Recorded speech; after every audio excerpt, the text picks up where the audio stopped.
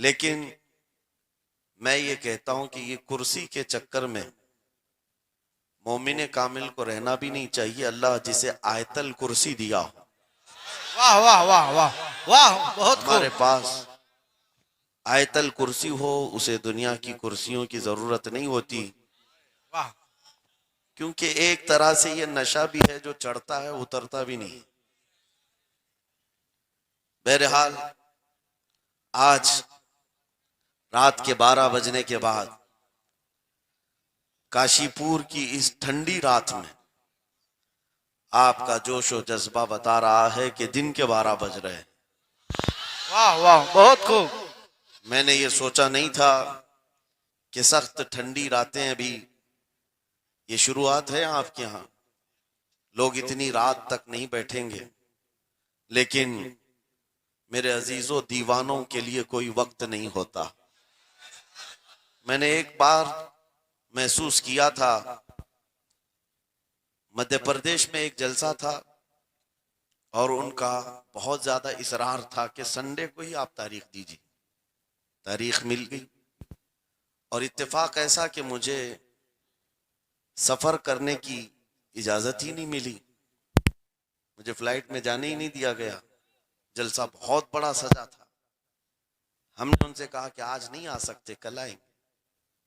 उन लोगों ने थोड़ा सा नर्वसपन दिखाया, लेकिन मैंने कहा अल्लाह और उसके रसूल पर भरोसा रखो, बात हमारी नहीं है, हुजूर पाक की है, वो खुद ही जमा करेंगे। सुभान अल्लाह। दूसरे दिन पीर का दिन था। वो कह रहे मामूल के खिलाफ हो जाएगा, संडे को लोगों की छुट्टियां होती हैं और सब जमा होते हैं। लेकिन पीर के दिन जब हम वहां पहुंचे तो इतना बड़ा जम्मे गफीर था कि सिर्फ वो हमें लेने के लिए आए थे 800 गाड़ियां लेकर। और जब मैदान भरा हुआ देखा तब मैंने एक बात अर्ज किया था कि सुन्नियों के यहाँ कोई संडे नहीं होता है। वाह वाह वाह वाह, बहुत खूब, बहुत खूब। सुन्नियों के लिए कोई संडे नहीं होता। जो रात मेरे मुस्तफा के नाम की है वो ईद की रात है। सुभान अल्लाह, सुभान जब अल्लाह। जब मेरे आका का तज़किरा हो वो हमारी ईद की रात है। अजीजा ने गिरामी, मैंने आयत करीमा वही पढ़ी है। रब ताला फरमाता अन नबिय्यु औला बिल मुमिनीन मिन अनफुसिहिम, नबी मोमिनों से उनकी जान से ज्यादा करीब है। इसका तर्जुमा अगर इश्क की जुबान में सुनना है तो बरेली से आवाज आती है, जान है इश्क मुस्तफा, रोज फजूं करे खुदा, जिसको हो दर्द का मजा नाज़े दवा उठाए क्यों। नारे तकबीर, नारे रिसालत, मसलके आला हजरत, मुनाजिर अहले सुन्नत। सुभान अल्लाह। मेरी पूरी गुफ्तगू एक जुमले पर चलेगी, मैं आपके सामने वो अर्ज करता हूँ। इकबाल ने कहा था, ये गाजी ये तेरे पुरअसरार बंदे, जिन्हें तूने बख्शा है ज़ौक़े खुदाई, तो नीम इनकी ठोकर पे दरिया वो सहरा, सिमट कर पहाड़ उनकी हैबत से राई, दो आलम से करती है बेगाना दिल को। ये जुमला है, तवज्जो करें। दो आलम से करती है बेगाना दिल को, अजब चीज है लज्जत आशनाई, अजब चीज है लज्जत आशनाई, जिसे हुजूर की आशनाई मिली हो, नबी पाक की मोहब्बत मिली हो, उसे फिर दुनिया की कोई परवाह ही नहीं होती। कौन क्या कह रहा है, उसके साथ कैसे हालात हैं वो कभी नहीं देखता, बल्कि उसका हाल तो ये है, जिस तरफ मेरे सरकार का गुलाम चल पड़ता है जमाना उसी तरफ चल पड़ता है। वजह यही है आज हम लोग जो हालात देख रहे हैं, मसला यह है कि लज्जत आशनाई नहीं मिली है। लज्जत आशनाई जिसे मिल जाती है, पता है सिद्दीक अकबर रदी अल्लाह तआला अन्हु, वो अजीम सहाबी रसूल, 50,000 का मजमा यहूदियों का है। यहूदी आलिम खड़े होकर बयान कर रहा है, खुदा की शान में गुस्ताखी कर रहा था। कुरान की एक आयत का मजाक उड़ा करके कह रहा था, कुरान में इनके खुदा ने कहा है कि खुदा फकीर है और ये मुसलमान गनी है, कर्जा दे दो। अल्लाह ने कर्ज हसन की जो बात फरमाई कुरान में, मन ज़ल्लज़ी युक़रिदुल्लाह क़र्ज़न हसना, कौन है जो अल्लाह को कर्ज हसन देगा। कर्ज हसन का मतलब माल नहीं, तुम नेकियां अल्लाह को कर्ज में दो, बदले में मौला जन्नत अता करेगा। मगर इस आयत का मजाक उड़ा रहा था यहूदी और कह रहा था कि इनका खुदा गरीब है और ये मुसलमान अमीर हैं, गनी हैं, सिद्दीक अकबर तन्हा हैं। बर्दाश्त नहीं हो सका, चढ़ गए स्टेज पर और पकड़ा उस खजामा और 2 थप्पड़ रसीद कर दी। मजमा उनका है, स्पीकर उनका है, बयान करने वाले उनके हैं। सिद्दीक अकबर ने इधर भी नहीं देखा, उधर भी नहीं देखा, जड़ दिया तमाचा। यही कहते हैं अजब चीज है लज्जत आशनाई, तो आलम से करती है बेगाना दिल को। अजब चीज है लज्जत आशनाई। अब होना क्या था, पकड़ो धकड़ो मारो तोड़ो, लेकिन सिद्दीक अकबर को इसकी परवाह नहीं थी। जो तमाचा लगाना था वो पड़ गया है, जिसको जवाब देना था जवाब दे दिया है। उसके बाद उसी यहूदी आलिम ने कहा रुको, इसको यहां सजा ना दो, इनको लेके चलते इनके रसूल के पास। हुजूर पाक सल्लल्लाहु अलैहि वसल्लम के पास लेकर के आए। सारा मजमा उनका है, अखबार भी उनके, गवाह भी उनके। मेरे अजीजों, सारी चीजें उनकी आज जैसे है, प्रिंट मीडिया, इलेक्ट्रॉनिक मीडिया, सारी दज्जाली मीडिया, जो चाहे फैला दे। यहूदी सारे आए हुजूर के पास आकर कहने लगे आपका ये सहाबी हमारे यहाँ बड़ी बदतमीजी किया है। कहा क्या किया? हमारे आलिम बयान कर रहे थे खुदा आपका गनी है, आप फकीर हैं। उलट दिया जुमले को।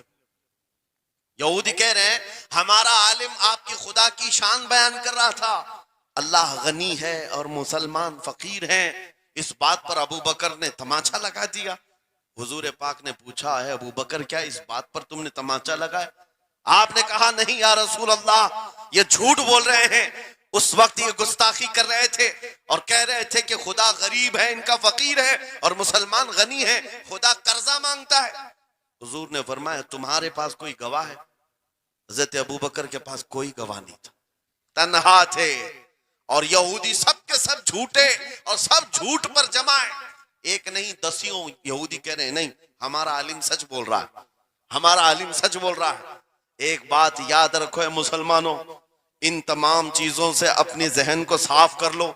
झूठ पर सारी दुनिया जमा हो जाए तब भी तुम उस पर कान न धरना, एक वक्त आएगा जो अल्लाह की मदद आएगी। बेशक बेशक। हुआ क्या? हज़रत अबू बकर सिद्दीक तन्हा हैं। आपने सर झुका लिया, कहा या रसूल अल्लाह मेरी इस बात का तो कोई गवाह नहीं हुआ, लेकिन ये झूठ बोल रहा था, ये झूठ बोल रहा है। अभी अब सिद्दीक अकबर की तन्हा वहां मौजूदगी, क्या रसूल पाक सल्लल्लाहु अलैहि वसल्लम उन पर गजबनाक हो जाते? नहीं, रिवायात बताती हैं वही के उतरने के आसार नजर आने लगे। जिब्राइल अमीन आयत लेकर के आए, लक़द समिअ अल्लाहु क़ौलल लज़ीना क़ालू इन्नल्लाहा फ़क़ीरुन व नहनु अग़निया। ऐ महबूब, अल्लाह ने सुन लिया है ये यहूदी क्या कह रहे थे। ये यहूदी कह रहे थे कि अल्लाह फकीर है और हम गनी हैं। अबू बकर जो कह रहे हैं वो सच कह रहे हैं, सिद्दीक अकबर ने जो कहा है वो सच था। अब मुझे बताओ मेरे अजीजों, ये सारे मजमे की परवाह न करते हुए हक के लिए खड़े होने का नाम सिद्दीक अकबर हुआ करता। वो सिद्दीक की सदाकत रज़ी अल्लाह ताला आज तुम्हारे अंदर आ जाए, सारे झूठे एक जगह जमा हो जाएं, परवाह न करना। अगर तुम्हारे सीनों में इश्क़ मुस्तफा की शमा रोशन है, तन्हा भी हो अल्लाह की मदद आएगी, बेशक बेशक, अल्लाह की मदद आएगी। बज़ाहिर हालात खराब हैं, बज़ाहिर हालात हमारे खिलाफ दिखते हैं, आज यही हालात दोहराए जा रहे हैं। मैं थोड़ी और मिसालें आपके सामने रखता हूं। अजब चीज है लज्जत आशनाई, जिसे ये मिल गई वो दुनिया की परवाह नहीं करता, वो दुनिया की मुसीबतों को ठोकर में रखता है। आपको पता है वो एक खातून जो ओहद के मैदान की तरफ भागे जा रही थी और आने वाले जंग से, जंग खत्म होने के बाद आने वालों ने उस खातून से कहा ऐ बीबी तुझे पता है तेरे शोहर का इंतकाल हो गया, शहीद हो गए। उसने इन्ना लिल्लाह पढ़ा और आगे बढ़ने लगी। फिर किसी ने कहा तुम्हारे बेटे भी शहीद हो गए। उस खातून ने इन्ना लिल्लाह पढ़ा और फिर आगे बढ़ने लगी। फिर किसी ने कहा तुम्हारा भाई भी शहीद हो गया। एक औरत के लिए ये रिश्ते बड़े अहम होते हैं, बेटा हो, भाई हो, शोहर हो। और औरतों में सब्र कम देखने को मिलता है। जब किसी के घर में मैयत होती है सबसे ज्यादा चीखो पुकार औरतों की होती है, नोहा करना, मातम करना औरतों के अंदर आता है। लेकिन रसूल पाक सल्लल्लाहु ताला अलैहि वसल्लम की मोहब्बत जिस खातून के दिल में हो उसे आम औरतों से कंपेयर ना करो। एक ही तन्हा औरत है, बाप भी शहीद, बेटा भी शहीद, भाई भी शहीद, शोहर भी शहीद। चार चार मौतों की खबरें जब उनको दी गई, उस खातून ने कहा, है आने वालों, सारे मेरे रिश्तेदारों के मौत की खबरें सुना रहे हो, जरा ये तो बताओ आमिना के लाल सलामत है या नहीं? आमिना के लाल सलामत हैं या नहीं? आने वाले ने कहा, अल्लाह के रसूल सलामत हैं। उस खातून ने कहा, मुझे दिखा तो दो, अरोनी, मुझे दिखाओ कहां है। ले जाकर करीब किया गया, हुजूर पाक सल्लल्लाहु अलैहि वसल्लम के जलवे जहां आरा को देखा, आंचल फैलाती है और कहती है, या रसूल अल्लाह, या रसूल अल्लाह, कुल्लु मुसीबतिन बादक जुललुन। ऐ अल्लाह के रसूल, अगर आप सलामत हैं, हर मुसीबत छोटी है। वाह वाह।